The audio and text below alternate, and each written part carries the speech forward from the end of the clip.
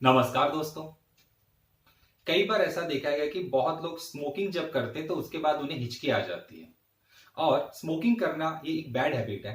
फिर भी अगर आप स्मोकिंग करते हैं और उसके बाद आपको हिचकी आ जा रही है तो ऐसे समय पे आपको लाइकोपोडियम 30x पोटेंसी वाली दवाई का प्रयोग करना चाहिए। इससे आपकी स्मोकिंग से होने वाली हिचकी कम हो जाएगी।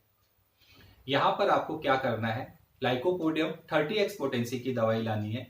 खाना खाने के 1 घंटे पहले या खाना खाने के 1 घंटे बाद आपको 2 बूंद सीधे जीभ पर डालनी है। ऐसा दिन में आपको 3 बार करना है, सुबह दोपहर शाम।